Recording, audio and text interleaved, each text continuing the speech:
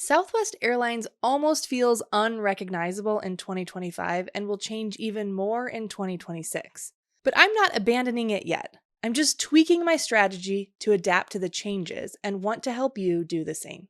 Today we'll talk about what's changing in 2025 through 2026 with specific action steps on how to shift your strategy to continue to get better value with Southwest, especially when it comes to trips with points. I'll also go into changes you need to know for the credit cards and what you need to do before 2025 ends.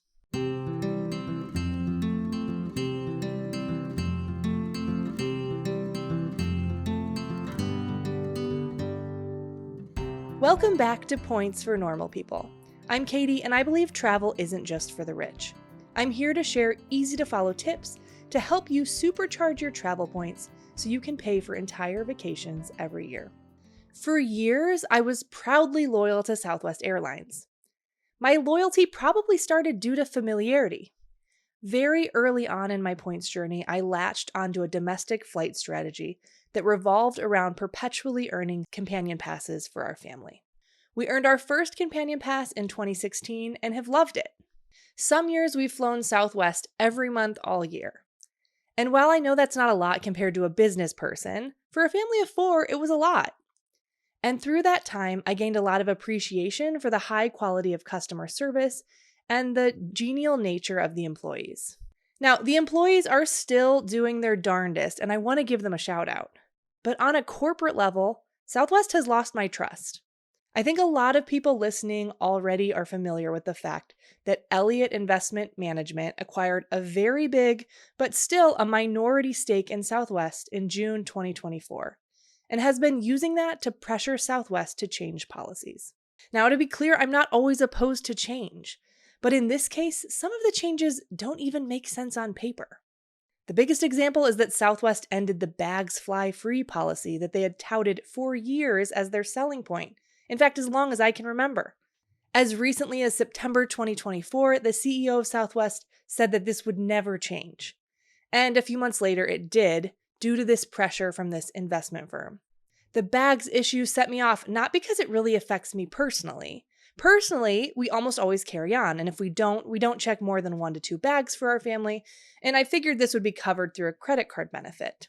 But what really got to me was the fact that Southwest's own analysts had run this possibility time and again, and decided that while they could garner up to $1.5 billion from baggage fees, that they'd lose $1.8 billion in market share from people who flew the airline just because of this perk.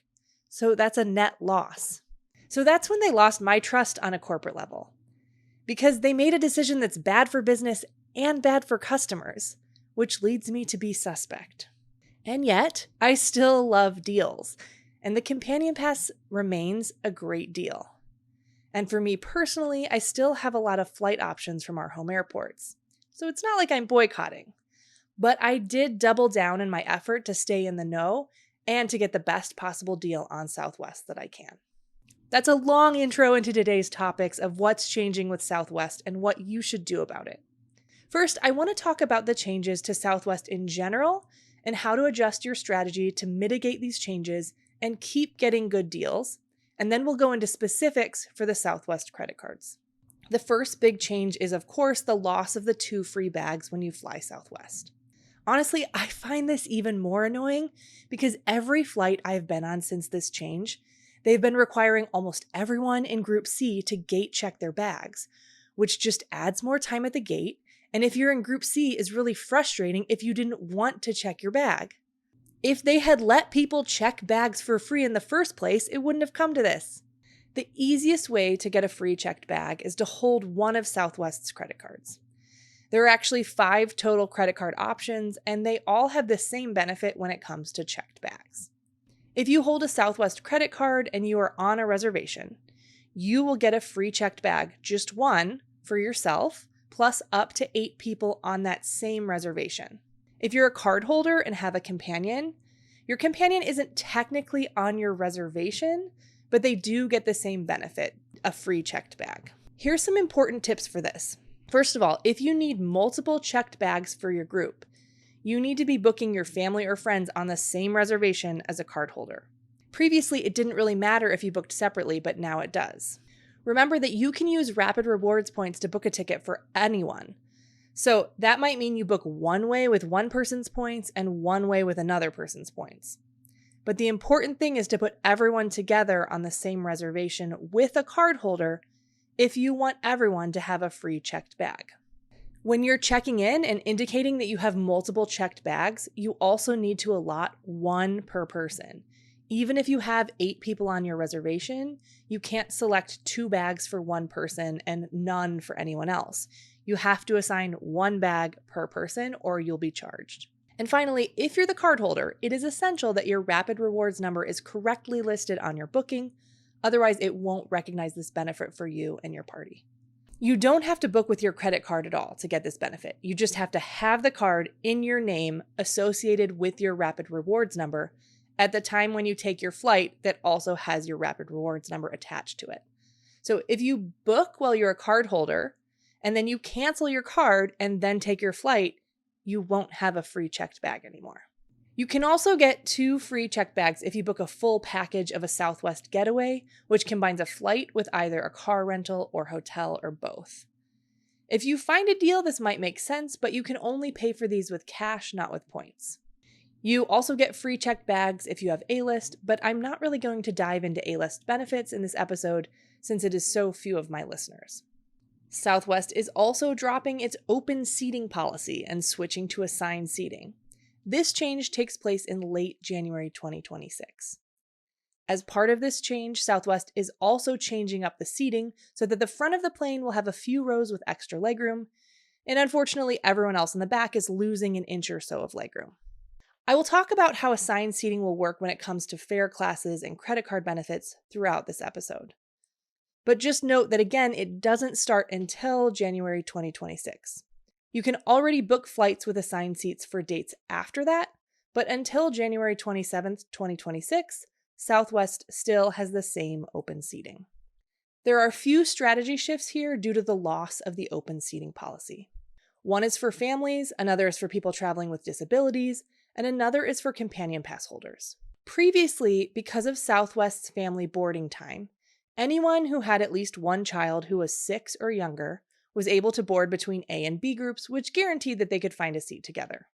Similarly, if you traveled with someone with disabilities, you could pre-board and be able to find a seat that worked for that person and one companion. This will no longer be true. If you're traveling with children under 12, Southwest is saying they will make every effort to seat kids with at least one adult. But they aren't guaranteeing it, and it still could mean that your family ends up separated. If you want to be sure your family is seated together, you will need to either use your credit card benefits to make sure this happens, or pay for a fare class that includes assigned seats. I personally do not recommend that you rely on Southwest to make this happen for you. Same goes if you travel with someone with disabilities. For companion pass travel, previously I recommended that you could wait until about 2 to 4 weeks before your flight to add your companion. That's because waiting to add your companion makes it easier to reprice your flight if the flight goes down in price. If you want to sit with your companion, I now recommend that you need to book your ticket and then immediately book your companion in the seat next to you. Southwest doesn't even make this easy, to be honest. You have to make a note of what seat you're booking, and then in your separate companion booking, you have to make sure to select the seat next to it.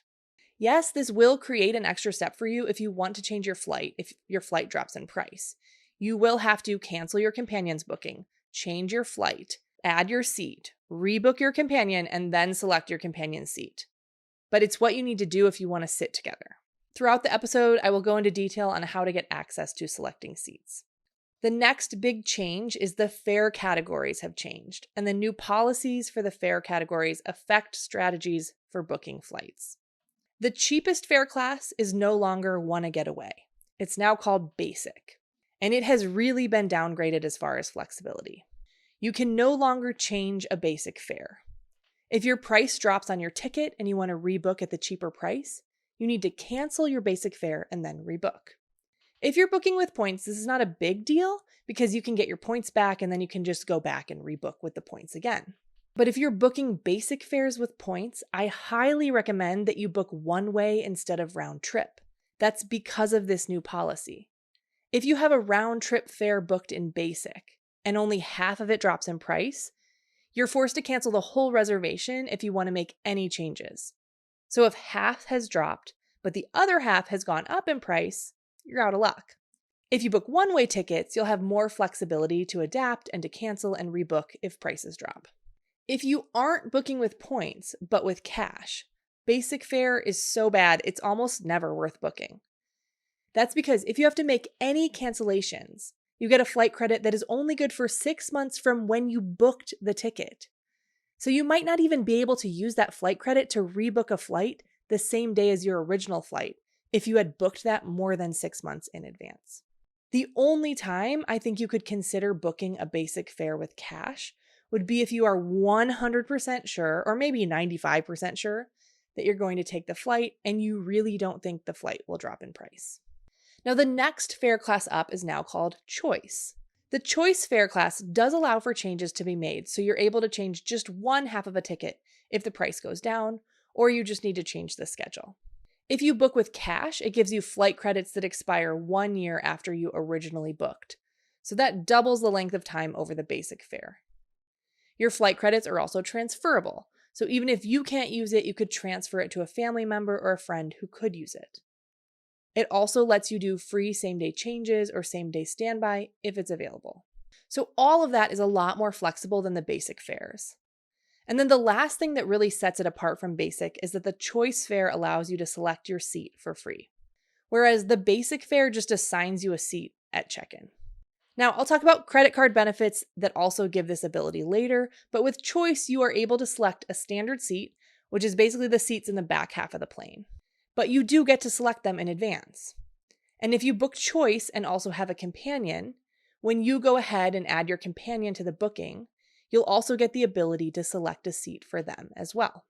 Again, to review, I only generally recommend booking basic if you're using points. Even with points, you might choose to book choice for the added flexibility and the ability to choose seats. If you're booking with cash, I highly recommend booking choice over basic. And then if you're booking basic with points, I'd recommend booking one-way tickets so that you can easily cancel and rebook if prices drop either direction for you. Related to those changes with flight credits now having an expiration date, it no longer makes sense to convert love vouchers into flight credits like I used to recommend. That isn't a way to extend the expiration date.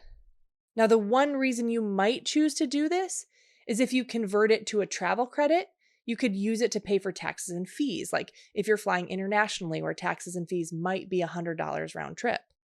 So in that case, it could still make sense, but it doesn't help extend the expiration date. We are seeing, though, that agents have been willing to extend a love voucher expiration date by 6 months if you call to ask. If you have a flight credit expiring, there are a few exceptions for a loophole, and I will explain them here. If you're watching via video, you might be confused for a minute since I'm wearing different clothes all of a sudden. So I actually recorded this whole episode and then found out and tested some more of these loopholes, and then wanted to make sure that this episode was as complete as possible. First, if you have booked a basic fare with cash and you need to make a cancellation, this is tricky, as I have stated, because the flight credit you get is only valid for 6 months from when you booked it, not from when you cancel it. But Southwest will allow you to upgrade to a choice fare to make a change. Then you can cancel that choice flight, and your flight credits will be valid for 12 months instead of 6. This still isn't ideal, as you'll be putting more money in to get the choice fare, and then your credits still expire after a year, but it still might help some people. You have to do this by changing your basic fare to choice before canceling. If you cancel a basic fare, you'll be stuck with the 6-month expiration date. So I ran some tests this weekend to confirm that process. But if that happens, if you have a 6-month expiration date, there are still 2 more loopholes that you can try. The first is due to some fine print about how you get travel credits if you use a gift card and book a choice preferred fare. I don't think this loophole is intended to work this way, but it is currently working like this. The policy is that if you book a choice preferred fare with a gift card and you cancel the flight, you get a flight credit that doesn't expire. Now, this is just for the choice preferred fare, which is the third most expensive fare class, and only if you're booking with a gift card. But people have found a way to use this policy to extend a flight credit indefinitely. Hat tip to my friend Beth from V Family Travels on this. So this could end at any time, but right now it's working. If you have a flight credit that is expiring, what you can do is use that flight credit to book a new flight. Specifically, you need to book the choice preferred fare class. Then you can pay the remainder with a Southwest gift card. It can be as little as $1 with the gift card. Then, when you go to cancel that new choice preferred flight, what we're seeing is that you will receive a new flight credit that has no expiration date. So this is happening because it's taking the more generous gift card flight credit policy and overriding the original expiration of the flight credits. Now, this might stick around long term, just like we used to have some loopholes that existed for love vouchers, or it might disappear with an IT update. But either way, I wanted to let you know the full story here. I did test this myself as well over the weekend and confirmed that it is still working.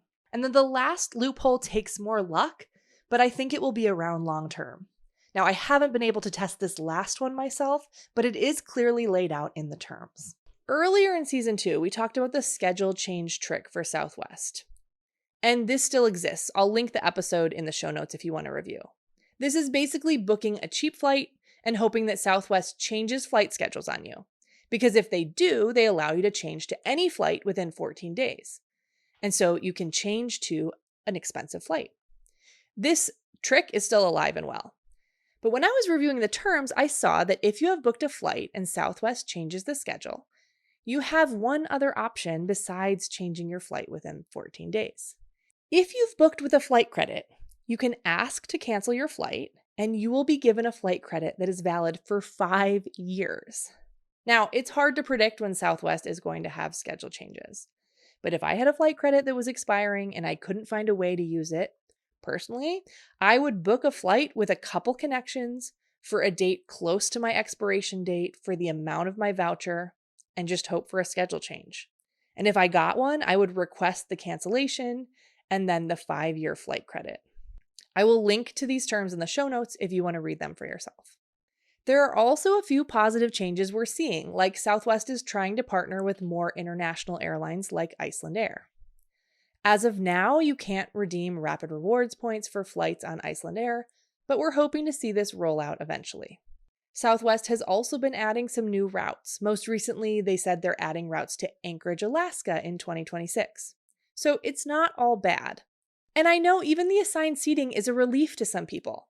Honestly, the assigned seating is a relief to me because my kids are teenagers and I want to be sure that I sit with them. Southwest is also adding free Wi-Fi to flights, but I'm honestly pretty skeptical of the utility of this because I often pay for Wi-Fi to work on flights and it's been spotty at best. Now with everyone having the ability to use it, it seems like it might just get worse. Maybe they'll get better equipment, I don't know. I'm going to move on to talking about changes to the Southwest credit cards, because all of these cards adapted their benefits to the changing landscape within Southwest. My absolute least favorite part of the card changes is that I think the marketing of the cards is very disingenuous in one way. That's because all of these cards raise their annual fee. And then they're all claiming that they raised their annual fee because they're adding all these new benefits. But the fact is that the only reason they're adding these benefits is because Southwest took away these same things from customers. You will not immediately have to pay the higher annual fees. If you have a card renewal before January 1st, 2026, you're lucky. That's because your card will renew one more time at the annual fee you currently have, which means you get an additional year at a lower annual fee. Starting in 2026, the change to benefits and annual fees means that some people will want to evaluate which card they have, if they want to change to a new card, or if they want to cancel. To make this easier, we've added card benefit calculators for all of the Southwest cards to our Southwest card guide on my blog, which is linked in the show notes, so that you can go through really quickly and do it yourself. But I'm still going to go through the highlights here. I'm not going to run through every benefit on every card because that's a bit tedious and hard to track. If you want every single detail, head to my Southwest card guide on my blog. That's what that detailed article is for. All of the cards have the same checked bag benefit. So you get your first checked bag free for up to 8 people traveling on the same reservation. And again, this also extends to your companion. I used to think that the Southwest Rapid Rewards Priority Credit Card was a great value overall and a great keeper card. It used to have a $149 annual fee, but that's now been increased to $229. But I think the worst change here is that it used to have a $75 Southwest.com credit each card member year, and that benefit is being discontinued in 2026. This was a key part that made the value proposition good on this card, and I was pretty surprised to see them end that benefit and then also raise the annual fee by $70. So it feels like almost a $150 loss to the consumer. The way they're justifying this fee increase is through the benefits you get on this card for picking seats. If you hold this card, you'll be able to pick standard or preferred seats at booking for free for yourself and up to 8 people on your reservation. You'd also get to pick a seat for your companion. Preferred seats are regular seats just closer to the front. This is a great benefit, obviously, but you're paying $229 a year for it. But if you have this benefit and you're booking with points, you can definitely book those cheap basic fares and you'll still be able to pick a seat for everyone on your reservation. Now, personally, this is the card that we're keeping, but I'm not happy about it because the annual fee hike really annoys me, and I don't like benefits that I can't put a straight value on. But I'm picking this one because I don't want to have to worry about getting seats together, and I like to be able to book the cheapest flights, and I'd rather pay the $229 fee to make our life easier. This card also gives you the ability to upgrade to the extra legroom seats 48 hours before departure, if those are available. It's hard to say if those will be booked in advance, so it's too soon to know if this benefit is actually valuable. The lower annual fee personal cards are the Southwest Rapid Rewards Premier Credit Card and the Southwest Rapid Rewards Plus Credit Card. If you use the card benefit calculators on our sites, you'll find that the cards are somewhat similar in the cost-benefit analysis. I think the Premier, which has a $149 annual fee now, comes out slightly ahead due to the extra value of the anniversary points that you get. In an odd twist, these lower annual fee cards are now getting annual promo codes. The Premier is getting a 15% promo code and the Plus is getting a 10% promo code. These codes can't be used on basic fares. I just think it's odd that the highest annual fee card, the Priority card, doesn't have any comparable benefit here. And these promo codes can actually be pretty valuable. They apply for all tickets on your reservation, and in a lot of instances, they're for even more than 10 to 15%. I've had people show me times when they're giving up to a 30% discount when they apply these codes. For a high-priced itinerary, that can be a huge savings. But what these lower annual fee cards lack is the benefit of picking your seat at the time of booking.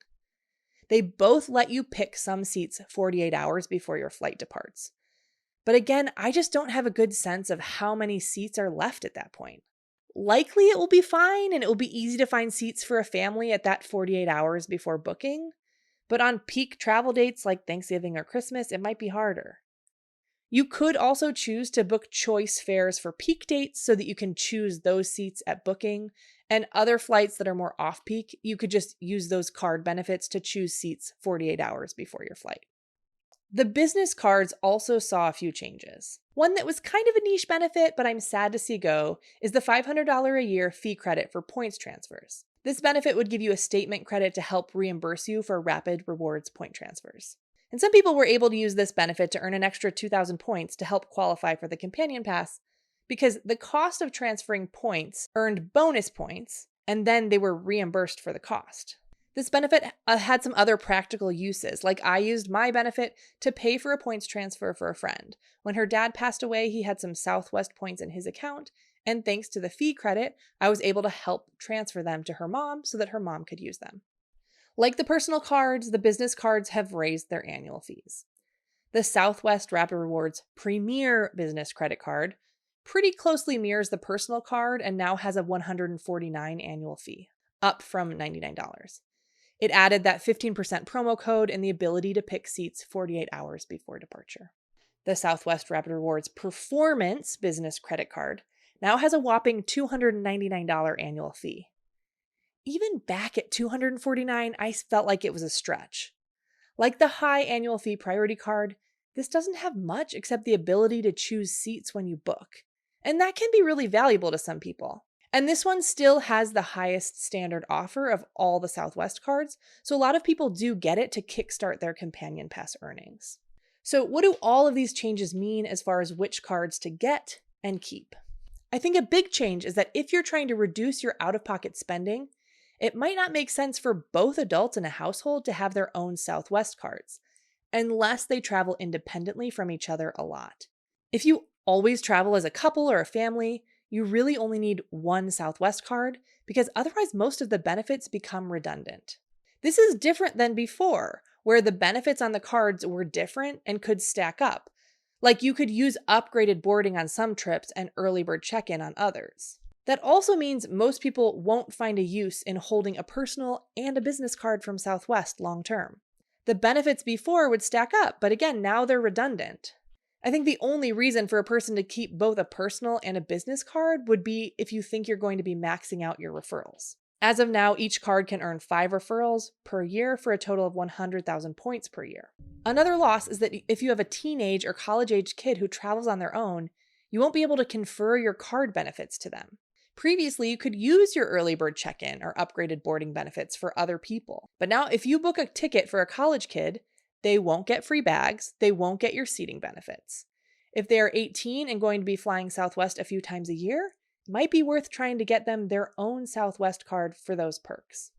As far as what cards to keep, it depends on what's important to you. Again, we've tried to make this an easy calculation with our benefits calculators. Let's talk action steps.